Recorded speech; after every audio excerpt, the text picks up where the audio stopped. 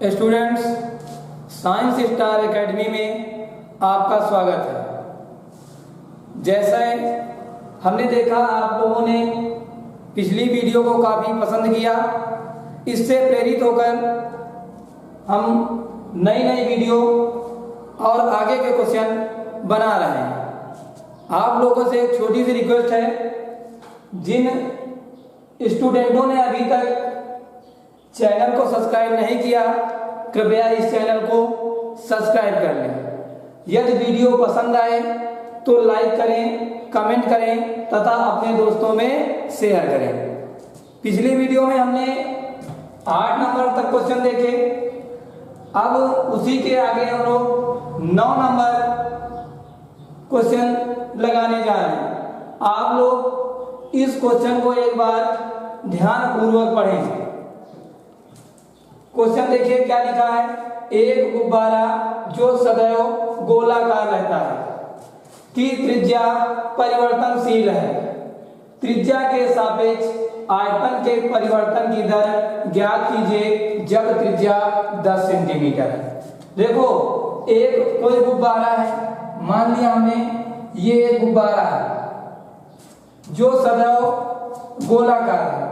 इसमें देखो यहाँ पे लिख दिया गया है सदैव गोलाकार है, क्योंकि बच्चों के दिमाग में क्या होता है, यहाँ गुब्बारे देखते हैं, कोई कह सकता कि नहीं सर जी शंकु के आकार का भी होता है, तो यहाँ पे क्वेश्चन में इसीलिए साफ साफ लिख दिया गया जो सदैव गोलाकार रहता है कि त्रिज्या परिवर्तनशील है। बच्चों, गोले की त्रिज्या क्या होती है पता ना? गोले की त्रिज्या ये है, ये जो है परिवर्तनशील है। कहने का मतलब इस त्रिज्या में बदलाव है। आप लोगों को पता है कि यदि त्रिज्या में बदलाव होगा तो उसके आकार में परिवर्तन हो जाएगा। फिर आगे क्या दिया गया, त्रिज्या परिवर्तनशील है, यहाँ तक हो गया। त्रिज्या के सापेक्ष आयतन में परिवर्तन की दर ज्ञात कीजिए। ध्यान देने वाली बात है, त्रिज्या के सापेक्ष आयतन के परिवर्तन की दर ज्ञात कीजिए। कहने का मतलब ये है, पिछले क्वेश्चन में आपने देखा कि टाइम के सापेक्ष परिवर्तन किया गया था। अगर क्वेश्चन में एक बात ध्यान देना, जब तक ये स्पेशल लिखा ना जाए त्रिज्या के सापेक्ष आयतन में परिवर्तन या यक्ष के सापेक्ष अवकलित कीजिए या और कोई मान दिया जाए, तब तक आप लोगों से अधिकतर 90% केस ऐसे आते हैं जहां पर इसे t के सापेक्ष अवकलित किया जाता है। तो यहाँ पे दिया गया त्रिज्या के सापेक्ष परिवर्तन की दर ज्ञात कीजिए, या फिर आगे देखिए जब त्रिज्या 10 सेंटीमीटर, कहने का मतलब ये एक त्रिज्या है, ये परिवर्तित होते होते एक समय ऐसा आएगा जब इसकी त्रिज्या 10 सेंटीमीटर हो जाएगी। कितनी हो जाएगी? 10 सेंटीमीटर हो जाएगी। तो आप लोगों को अब ये बताना है कि जो यहाँ से यहाँ तक 10 सेंटीमीटर हुई वो किस दर से हुई, किस दर से हुई। तो आप लोगों को अगर यहाँ समझ में आ गया हो तो अब हम लोग क्वेश्चन पे ध्यान देते हैं। क्या दिया है? गुब्बारा जो सदैव गोलाकार रहता है कि त्रिज्या परिवर्तनशील है, त्रिज्या के सापेक्ष आयतन के परिवर्तन की दर ज्ञात कीजिए। यानी यहाँ पे जो दिया गया है, वो क्या दिया गया है, r बराबर 10 सेंटीमीटर। पूछा क्या गया है, त्रिज्या के सापेक्ष यानी dv/dr equal to question mark. आकृति कैसी बन रही है बच्चों? गोलाकार। गोले का आयतन, ये फार्मूला बच्चों अब तक आप लोगों को याद हो गया होगा। क्या होता है? v बराबर, v मतलब वॉल्यूम, आयतन 4/3 पाई r क्यूब। v बराबर 4/3 पाई r क्यूब। अब आगे क्या किया जाता था, इसमें परिवर्तन करना है बच्चों, तो इसका डिफरेंशिएशन करना पड़ेगा। तो आप क्या करेंगे, इसका डिफरेंशिएशन करेंगे। तो लिखिए यहाँ पे dWr2 किसके सापेक्ष करना है, क्वेश्चन में किसके सापेक्ष बताया गया, त्रिज्या के सापेक्ष, तो यहाँ लिख देंगे r। अब करिए तो यहाँ हो जाएगा dv/dr equal to d/dr 4/3 pi r क्यों? अब आप लोगों को ये डिफरेंशिएशन करना है। कुछ बच्चे तो इसको कर भी चुके होंगे, कुछ बच्चे इसको कर भी चुके होंगे। क्या होगा इसका? 4/3 पाई आर क्यूब का जब करेंगे 3r स्क्वायर। आर स्क्वायर क्यों हुआ? फार्मूला क्या होता है बच्चों? f d/dx x की पावर n बराबर n x की पावर n माइनस 1। तो यहाँ पे देखिए ये n की अगर तुलना करें तो n बराबर 3, ये से 3 हो गया। यहाँ पे 3 माइनस 1 2 हो गया। यहाँ तक कोई दिक्कत हो तो आप लोग कमेंट जरूर करना। इस 3 से 3 को कैंसिल कर दिया गया। क्या बचा बच्चों? dv/dr equal to 4 pi r square. R की वैल्यू दी गई है क्वेश्चन में, आर की वैल्यू आप लोग रख दीजिए। dv/dr 4 पाई आर का मान दिया 10 की पावर 2। जब इसको आप सॉल्व करेंगे ये हो जाएगा 400 pi dv/dr equal to 400 pi. 400 pi unit किसमें लिखी जाएगी? Centimetre cube. और किसमें परिवर्तन किया गया? त्रिज्या में, यानी सेंटीमीटर। बच्चों यही आपका आंसर हुआ। आप लोगों को मैंने पिछली वीडियो में बताया कि इतना लिखने के बाद आप छोड़ नहीं देना, एक लाइन और लिखना, क्योंकि यहाँ पे जो लैंग्वेज में लिखा जा रहा उसको भी आप लोग दर्शाइए। क्या लिखना है कि जब त्रिज्या 10 सेंटीमीटर या जब गुब्बारे की त्रिज्या 10 सेंटीमीटर, तब उसकी त्रिज्या में परिवर्तन 400, उसके आयतन में परिवर्तन 400 सेंटीमीटर क्यूब, 400 पाई सेंटीमीटर क्यूब पर सेंटीमीटर की दर से वृद्धि हो रही है। अगर इस वीडियो को देखने के बाद फिर भी कहीं पे कोई प्रॉब्लम हो तो आप एक बार कमेंट जरूर करना, हम और अच्छा से समझाने का प्रयास करेंगे। अब बच्चों 10 नंबर क्वेश्चन देखेंगे। क्वेश्चन को ध्यान पूर्वक पढ़िए। इस क्वेश्चन पे आप लोग समय दीजिए, ध्यान से इस क्वेश्चन को पढ़िए। आप इसमें 5 मिनट सिर्फ पढ़ने में दीजिए, वीडियो को आप पॉज कर दीजिए। उसके बाद इस क्वेश्चन को ध्यान पूर्वक पढ़िए। पढ़ने के बाद क्या क्या दिया है उस इंफॉर्मेशन को लिखेंगे, उसके बाद क्वेश्चन को सॉल्व करेंगे। ये क्वेश्चन बोर्ड एग्जाम की दृष्टि से इंपॉर्टेंट है। इस प्रश्नावली का सबसे अच्छा क्वेश्चन यही है। यहाँ देखिए क्या दिया, एक 5 मीटर लंबी सीढ़ी दीवार के सहारे झुकी है। सीढ़ी का नीचे का सिरा जमीन के अनुदिश दीवार से 2 मीटर दीवार से 2 सेंटीमीटर पर सेकंड की दर से खींचा जाता है। दीवार पर इसकी ऊंचाई किस दर से घट रही है, जबकि सीढ़ी के नीचे का सिरा दीवार से 4 मीटर दूर है। इस क्वेश्चन को लगाने से पहले थोड़ा हम आपको बताना चाहेंगे। आप सब यहां ध्यान दीजिए। ये एक दीवार है, ये एक दीवार है। इसकी लंबाई कितनी है हमें नहीं पता, लेकिन यहां से ये जमीन से कुछ दूरी पर, कितनी दूरी पर ये भी हमें पता नहीं है। पता क्या है इसमें कि इससे यहाँ पे एक सीढ़ी लगी हुई है, ये सीढ़ी लगी हुई है। इस सीढ़ी की लंबाई हमको पता है कितनी है बच्चों, कितनी दी गई? 5 मीटर। ये यहां से यहां तक जो लिखा है, इतने का सलूशन ये है। एक 5 मीटर लंबी सीढ़ी दीवार के सहारे झुकी है। देखो बच्चों ये क्या है, ये दीवार है, ये सीढ़ी है। इस दीवार के सहारे सीढ़ी झुकी है। फिर क्वेश्चन में क्या कह रहा, सीढ़ी का नीचे का सिरा जमीन के अनुदिश दीवार से 2 सेंटीमीटर पर सेकंड की दर से खींचा जाता है। अब ये बताओ, ये सीढ़ी है तो सीढ़ी के नीचे का सिरा कौन सा है? ये वाला। अगर आप देखिए, जैसे ये एक मार्कर है, यहां पर इसको हमने ऐसे ये सीढ़ी मान लिया, ये दीवार मान लिया, सीढ़ी मान लिया। क्या हुआ, इसको हम 2 सेंटीमीटर पर सेकेंड की दर से इस वाले सिरे, नीचे वाले सिरे को दूर कर रहे हैं। तो क्या देख रहे हैं आप कि जो सिरा यहाँ था, यहाँ से यहाँ आ गया, यहाँ से यहाँ आ गया। और उसके बाद क्या हुआ कि एक समय ऐसा आएगा कि ये जो दूरी है ये कितनी हो जाएगी, बच्चों, 4 मीटर हो जाएगी। कितनी हो जाएगी, 4 मीटर हो जाएगी। ये दूरी कितनी हो जाएगी, 4 मीटर। अच्छा ये बताओ, जब ये वाला सिरा यहाँ आएगा तो ये वाला सिरा स्वाभाविक है नीचे आएगा, ये वाला सिरा नीचे आएगा। तो बच्चों ये सिरा हमने मान लिया यहाँ आएगा।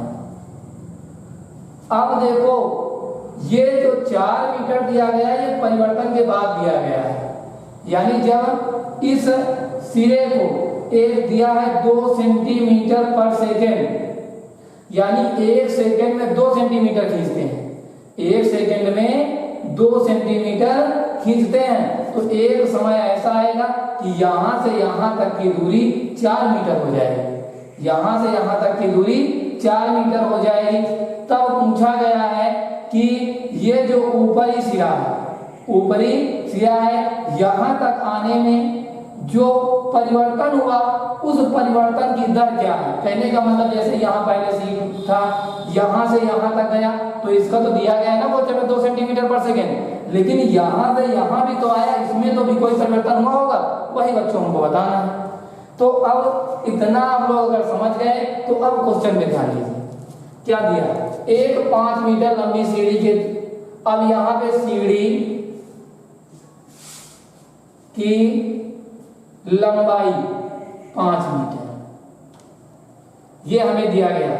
अब देखिए, अब माना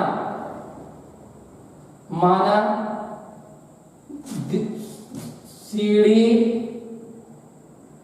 का ऊपरी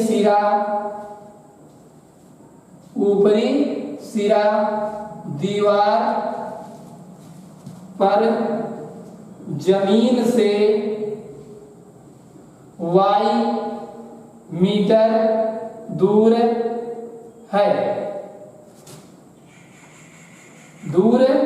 है तथा निचला सिरा जमीन से x मीटर दूर है। इतना लिख लिया।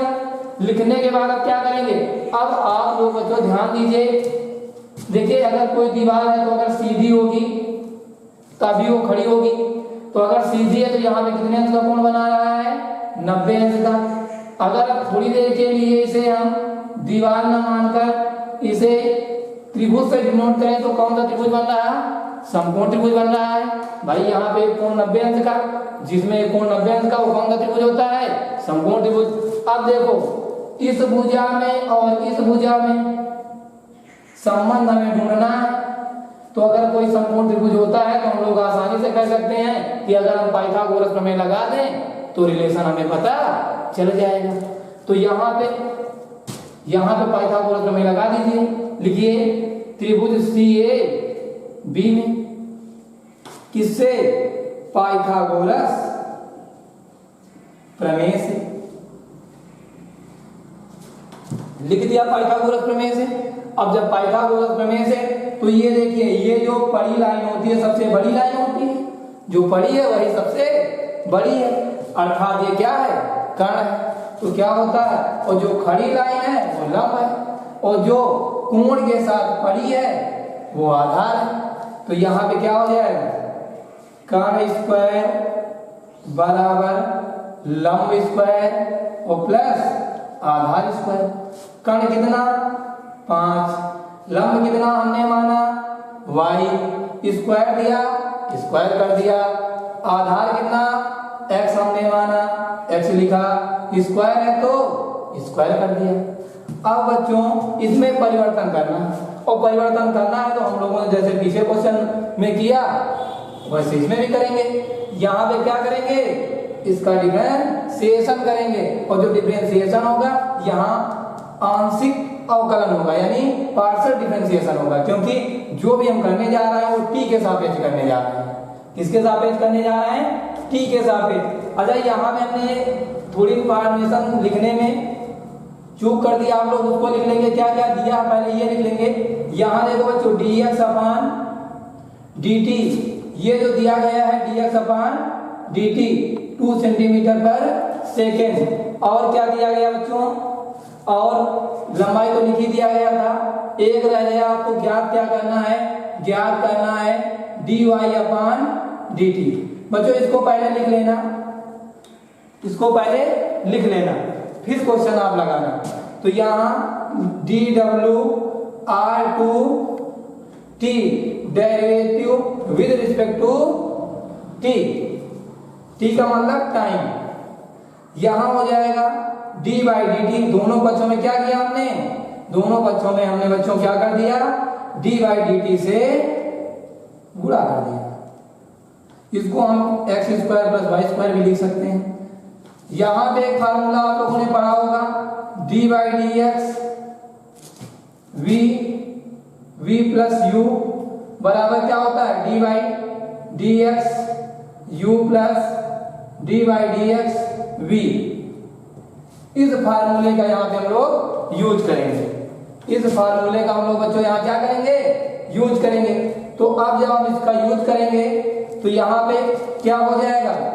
ये हो जाएगा d by d t x square plus d by d t y square. जब इसका यहाँ क्या हो जाएगा बच्चों? ये 5 है बच्चों, ये 5 है। जब इसका करेंगे तो यहाँ हो जाएगा 0। अब देखो 0 बराबर जब इसका अवकलन करेंगे, डिफरेंशिएशन करेंगे तो क्या हो जाएगा? 2x dx अपान dt प्लस 2y dy अपान dt। बच्चों यहाँ 2 कॉमन है, 2 कॉमन लेने के बाद इधर भेज देंगे, 0 हो जाएगा। बचेगा क्या? बचेगा x dx अपान dt और इसका पक्षांतर कर देंगे। पक्षांतर कर देंगे तो क्या बचेगा? माइनस का y dy अपान dt। यहां तक कोई दिक्कत बच्चों? कोई दिक्कत नहीं।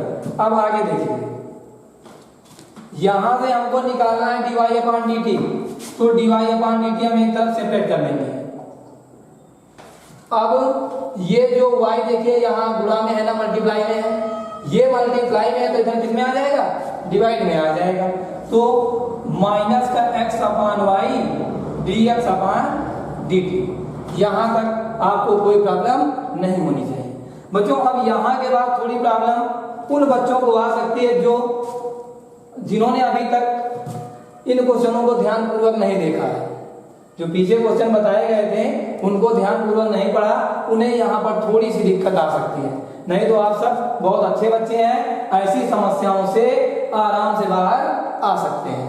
तो यहाँ पे फिर भी हम एक बार आपको बता रहे हैं, देख लीजिए बच्चों। यहाँ फिगर पे आइए, यहाँ से यहाँ तक देखो।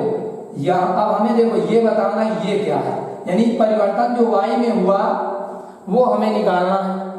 तो अब देखो बच्चों, यहाँ से यहाँ ये जो दूरी है, ये मान लिया हमने सीढ़ी है। सीढ़ी अगर आप खिसका रहे हैं तो उसकी जो लंबाई है उसमें तो परिवर्तन होता नहीं, तो जितनी पहले थी उतनी अब भी है। तो यहाँ पे ये पहले 5 थी, ये अब भी 5 मीटर हो जाएगी। इसमें परिवर्तन हुआ, पहले यहाँ तक x था लेकिन अब बढ़कर कितना हुआ? टोटल जो दूरी हो गई अब 4 हो गया। अब बच्चों देखिए, अगर किसी त्रिभुज में, किसी समकोण त्रिभुज में हमें आधार और कर्ण दिया हो तो बच्चे हम उसका लंब निकाल सकते हैं, लंब निकाल सकते हैं। यानी परिवर्तन के बाद जो y है वो हमें मिल सकता है। अब कैसे मिलेगा? इसमें भी हम लोग पाइथागोरस प्रमेय लगा सकते हैं। नहीं, आप लोग 12 के स्टूडेंट हैं, आप आसानी से इसे सॉल्व कर सकते हैं। यहाँ देखिए, ये कर्ण है, 5 का स्क्वायर 25 हो जाएगा। ये आधार है, ये 4 चौक 16 हो जाएगा। अब कर्ण स्क्वायर माइनस आधार स्क्वायर बराबर लंब स्क्वायर होता है। कर्ण स्क्वायर माइनस आधार स्क्वायर बराबर लंब स्क्वायर। 25 में से 16 घटाएंगे आप 9 आएगा। जब उसका अंडर रूट करेंगे कितना आ जाएगा? प्लस माइनस 3 आएगा।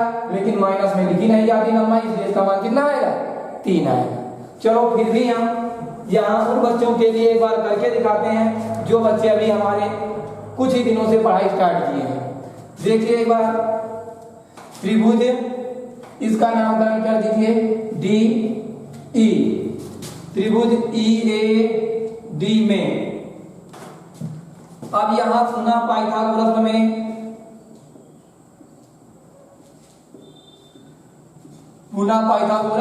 प्रमेय से कर्ण कितना हुआ? कर्ण कितना हुआ? 5 ही है। लंब का स्क्वायर प्लस आधार का स्क्वायर। बच्चों यहां पे देखिए, यहां भी हमने एक फार्मूला लिखा, यहां भी हमने वही फार्मूला लिखा, लेकिन अब बच्चों इसका डिफरेंशिएशन नहीं कर देना। नहीं तो आपने कहा सर ने यहां तो डिफरेंशिएशन दिया था, यहां डिफरेंशिएशन नहीं दिया। बच्चों देखो ये परिवर्तन हो चुका, जो परिवर्तन होना था हो चुका। ये जो लंबाई बची इसका मान हम निकाल रहे हैं, तो इसके लिए हमें परिवर्तन करने की जरूरत नहीं है। तो यहां से हम इसका 5 का स्क्वायर इक्वल टू लंब तो हमें निकालना ही है, और ये आधार कितना दिया? 4 का स्क्वायर। तो लंब स्क्वायर बराबर यहाँ 25 माइनस 16, तो ये लंब बराबर कितना हो जाएगा? ये हो जाएगा बच्चों 9। लंब स्क्वायर बराबर 9 हो गया। तो लंब बराबर कितना हो जाएगा? Plus minus 3। मैंने क्या बताया? माइनस 3 हो नहीं सकती क्योंकि लंबाई की बात की जा रही है। तो यहां से जो भी हमें लंबाई मिली वो क्या मिली? वो मिली 3 मीटर। यहां तक कोई दिक्कत नहीं। तो बच्चों अब हमें क्या प्राप्त हो गया? ये हमें y मिल गया, क्योंकि परिवर्तित y यहाँ ये जो था ये परिवर्तित x बराबर है 4 मीटर। परिवर्तित x हमें मिला ना, पहले से बढ़ने के बाद x ही तो है, x ही है नहीं बढ़ रहा, और ये y ही है घट रहा। तो हमें क्या मिल गया? y का मान मिल गया। अब हमें x मिल गया, y मिल गया, dy dx पता है। अब यहाँ पे हम लोग पुट कर देंगे, तो रख दीजिए dy upon dt equal to minus x का मान कितना बच्चों? 4। y का मान हमने कितना निकाला? y का मान 3। इसका मान dx अपॉन dt देखो बच्चों यहाँ 2 सेंटीमीटर पर सेकंड दिया है, और ये जो भी माप हमने निकाली है, जो भी क्वेश्चन में दी गई है, ये मीटर में दी गई है। तो इसको या तो इसको हम सेंटीमीटर बनाएं और या तो हम इसको मीटर बनाएं। तो यहाँ पे देखिए, यहाँ इसको चेंज करने के लिए हमें बहुत सारी चीजें बदलनी पड़ेंगे, इसलिए इसी को हम क्या कर देते हैं? मीटर में चेंज कर देते हैं। तो आप सभी को पता है 1 मीटर बराबर 100 सेंटीमीटर। 1 मीटर बराबर 100 सेंटीमीटर। तो 1 सेंटीमीटर बराबर क्या हो जाएगा? 1 सेंटीमीटर बराबर होता है 1/100 मीटर। 1/100 मीटर। तो यहां से हमें क्या मिल गया? यहां से मिला 2/100। अब इसको हम थोड़ा सा सॉल्व करेंगे तो माइनस का 8/300। अच्छा, क्वेश्चन अगर चाहे तो हम यहां तक भी छोड़ सकते हैं। यहां पर इस क्वेश्चन को हम क्या कर सकते हैं? छोड़ सकते हैं। इसकी यूनिट क्या लिखेंगे? लेकिन मीटर पर सेकेंड। लेकिन आपकी जो बुक में दिया गया है आंसर, वो क्या दिया गया? सेंटीमीटर पर सेकंड में दिया गया। तो बच्चों सेंटीमीटर पर सेकंड में बदलने के लिए जो हमने यहाँ पर 1/100 से गुणा करके मीटर बनाया था, यहाँ पर 100 से गुणा करके सेंटीमीटर बना देंगे। क्या कर देंगे? सेंटीमीटर बना देंगे।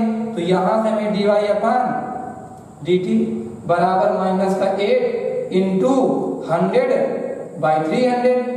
अब ये किसमें बन गया? सेंटीमीटर बन गया। अब यहां से 2 जीरो से 2 जीरो कैंसिल हो गए, क्या बचा?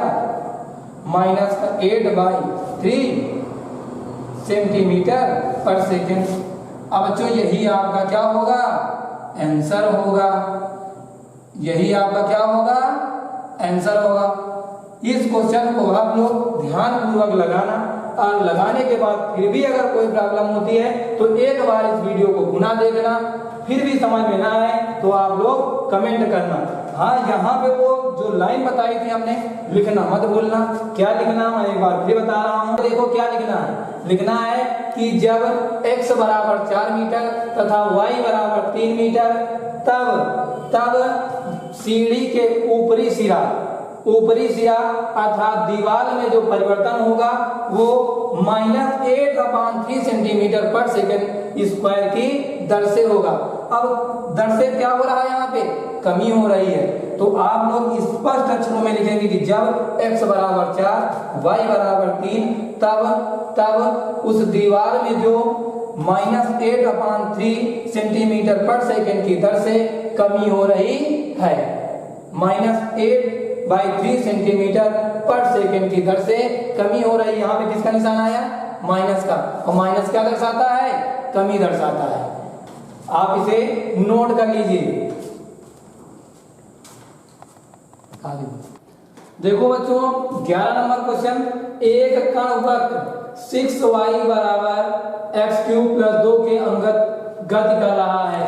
वृत्त पर उन बिंदुओं को ज्ञात कीजिए जब x निर्देशांक की तुलना में y निर्देशांक 8 गुना तीव्रता से बदल रहे हैं। ये एक हमारा अक्ष हो गया, यहाँ x अक्ष है और यहाँ y अक्ष है। यहाँ एक कोई वृत्त बना है ऐसे करके, ऐसे यहाँ कोई एक कण है जो गति कर रहा है। अगर वो जो कण है x की दिशा में 1 मीटर जाता है तो y की दिशा में 8 मीटर जाता है, ऐसा क्वेश्चन में कहा गया है। अब ये जो वृत्त है इस वृत्त की इक्वेशन दे दी गई है 6y = x³ + 2।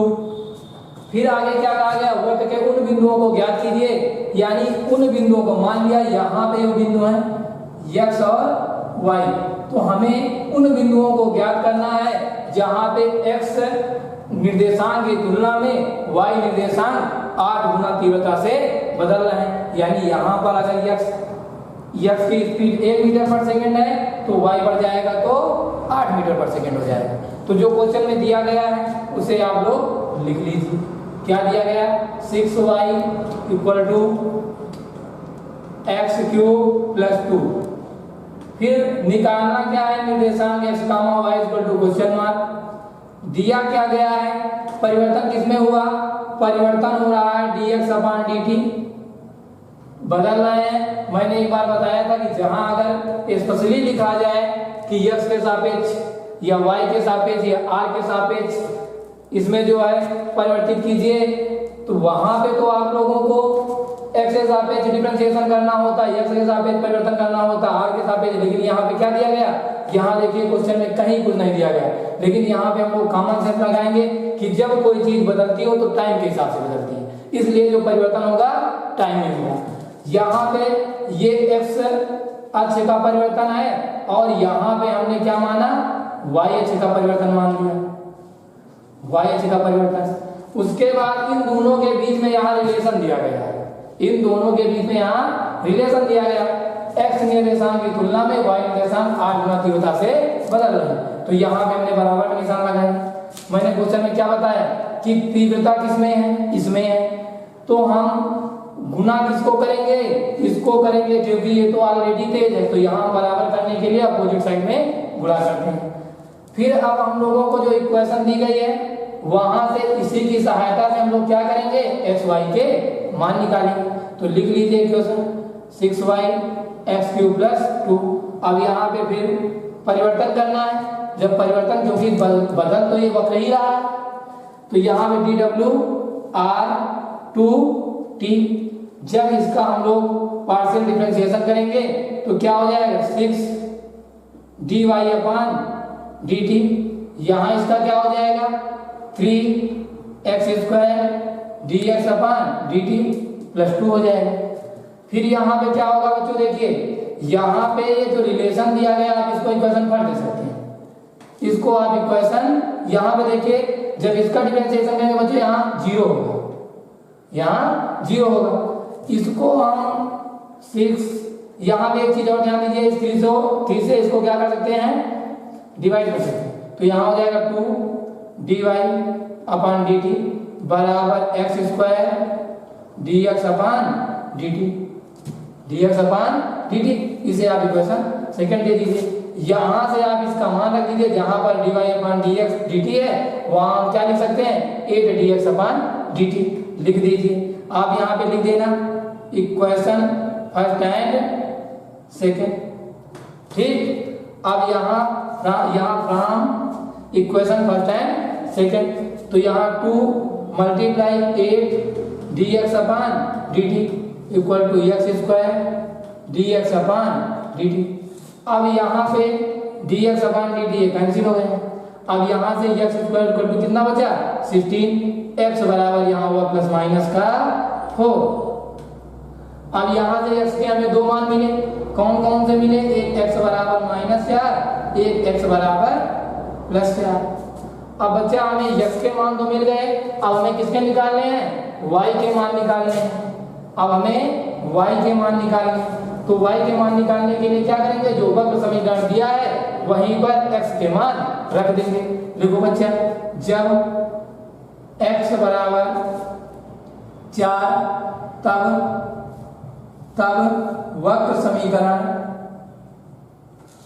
समीकरण 6y equal to x cube plus 2 से, अब यहाँ पे क्या हो जाएगा 6y इक्वल टू ये 4 का होल क्यूब प्लस 2 हो जाएगा कितना 64 प्लस 2 यानी 66। यहाँ से जब y का वैल्यू निकालेंगे तो 66 अपॉन 6 इक्वल टू कितना आ जाएगा 11 आ जाएगा।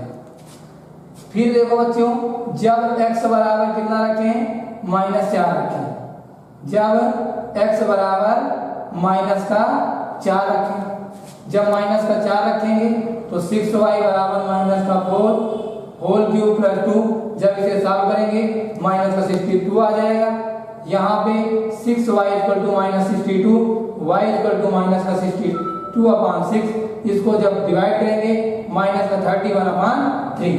तो यहाँ से बच्चों देखो आंसर कौन कौन से मिले, एक आंसर मिला 4,11, क्योंकि जब x बराबर 4 तो y का मान हमें 11 मिला। फिर दूसरा आंसर क्या होगा, x बराबर -4 तो y बराबर -31/3। यही बच्चों आपका आंसर। आप इसे नोट कर लीजिए। अगर आपको समझ में ना आया हो तो एक बार इस वीडियो को पुनः देखना, फिर भी अगर समझ में ना आया हो तो कमेंट कर देना। कोई भी कहीं पर भी दिक्कत हो तो क्वेश्चन बेझिझक आप लोग कमेंट करिए, उसका सलूशन आपको दिया जाएगा। पुनः हम इसको आपको समझाने की कोशिश करेंगे।